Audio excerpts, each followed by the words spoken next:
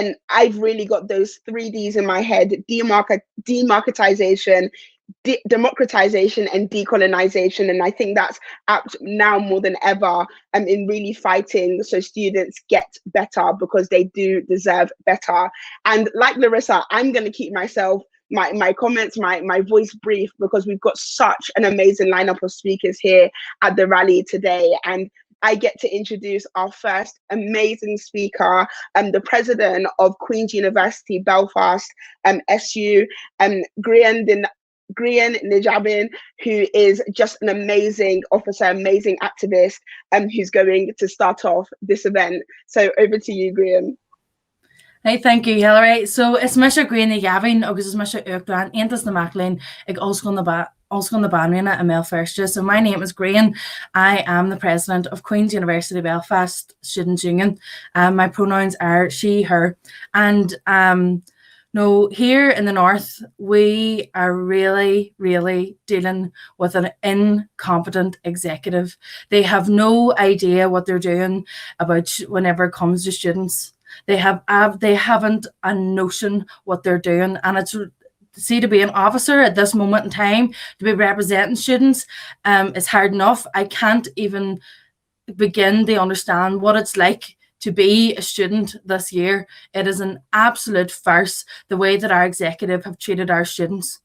We are the only place in the UK that still does not have a plan to get students home for Christmas.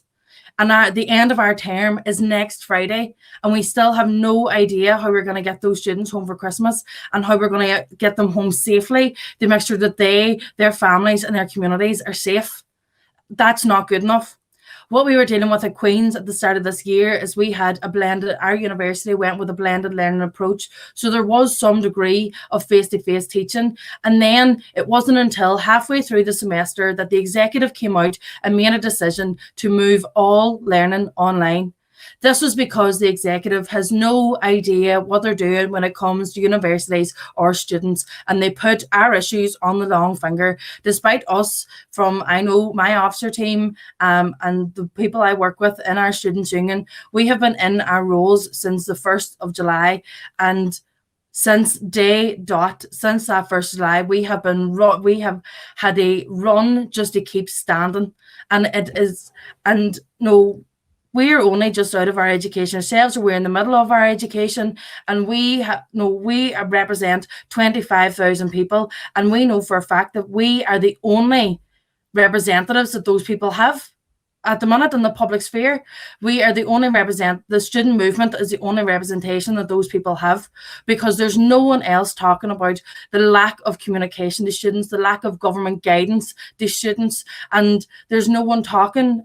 We're the only ones talking about these structural issues that need dealt with, and that so many of the issues that we're dealing with that have blown up in our faces at this moment in time are because of government and executive incompetence over the last 10, 15, 20, 30 years to deal with the issues the students are facing here in the north.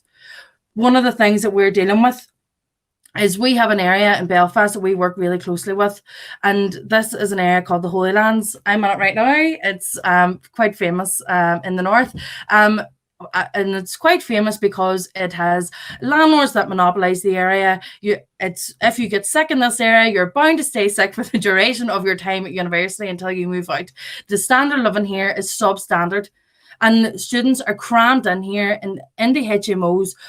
This is one of the most highly condensed HMO areas in the entirety of the north of Ireland, and there's no way there really for landlords to be held to account here. There's no sort of competency or no way to measure their competency as landlords, and they have and those same landlords have a hold on the people that we elect to that assembly who are making decisions.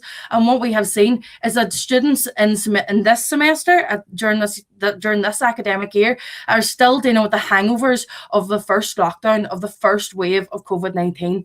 And what that means is that we have students that are coming into this year in thousands of pounds in rent arrears, living in fear of being taken to court because they were given court threats in April, May, and the month that comes after May, I forget it, but during the course of the summer, the people were getting threats of court action because they could not afford to pay their rents.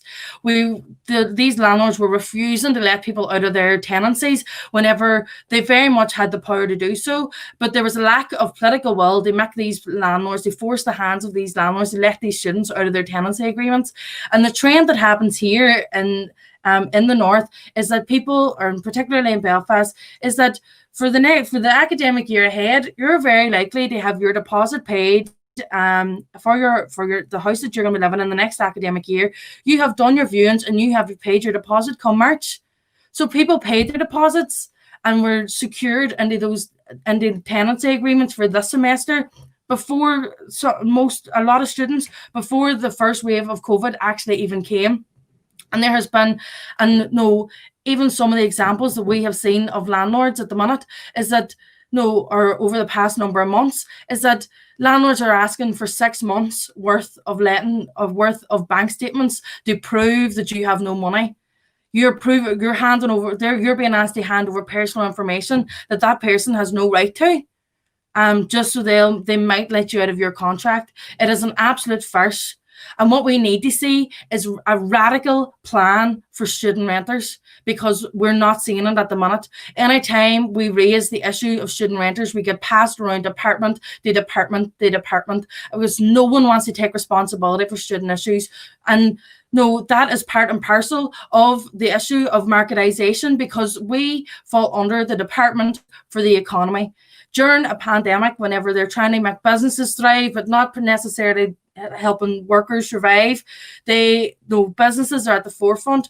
But so whenever universities and students come under that, we're never going to get a look in. We're never going to get a look in the north, because you have, as it says time and time again, the executive have no understanding of how to deal with students, the specific issues dealing with students. And as well, whenever student representatives ask to get into the room, they're told, no room for you at the end. It's an absolute farce. Another thing that we're really, really looking at is, part of the Students Deserve Better campaign, is the whole cohort of the different identities of students and how they're all affected. So while I talk about students in the private rented sector, we also have students and their partners who are being denied benefits because of the fact that they're students. And we have students that are losing their homes. We have students who and the thing is whenever you are working and studying online, your living conditions are your learning conditions. And we all know that the living conditions of students have never necessarily been up to standard. So we need a radical plan for student financial support. We need a radical plan for student renters. We need to ban evictions, and we need to let students get out of their tenancy agreements early. We need to suspend rental contracts so that people may, whenever their universities tell them, right, pack it in, go home, we're moving online, but they may have to return at another point in the semester. The uncertainty in, before you're even in your own private life is damaging enough. And then we have, before this, we had a crisis in student mental health. I know I'm preaching to the converted here. We did have a crisis in student mental health before COVID hit, and that was not being looked at. But now what we're seeing is that crisis has only exacerbated. And I get into work every day, and I am nearly waiting, and I am waiting for the next crisis. And I don't normally have to wait long, normally about 5 minutes, and there's no new crisis. But but the crisis we have to deal with, in work, are minute to the personal crises that people are finding themselves in whenever they just don't feel safe with themselves. And it breaks my heart that we have to that we're watching this happen, and that our executive fails to recognise the urgency of student mental health and the issues that students are facing at the minute. And this is just scratching the surface of how a marketised system of higher education is not sustainable. I know in my university, I often hear in committee meetings that they're pushing and they're working with the executive to look at a sustainable funding model for higher education. So long as it includes operating within the system that currently exists, it is not sustainable. In no way, shape, nor form is that sustainable. We need to invest. We need to invest in higher education as it is a public good. We need to make sure, no, we're seeing the burden that being unemployed is having on so many of our students. Why do students even have to work while they are in full-time education? Why was that even a thing that had to happen in the first place?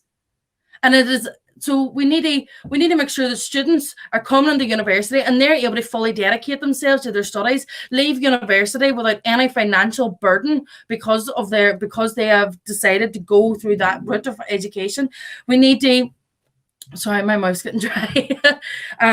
But we need to eradicate all barriers to higher education. Be that, one of the massive things that's here in the north is the fact that higher education is primarily centralized to one city that is not that city I love. So I love Belfast as much as anybody else, but higher education is centralized to one city that is not fit for purpose for students. It isn't. So, and it is what it is. If I were to come down to it, and I know I've been rambling on, but if I were really to come down to it, is that the executive here has no understanding of students, how higher education needs to work, how it needs to be funded. They fully benefit and create a skilled workforce. They actually know this idea of community wealth building and keeping everything within our communities and keeping that skilled workforce and things like that, because I even know in myself the people that I have seen that won't get home for Christmas because they've already moved away because they didn't have access to stuff here.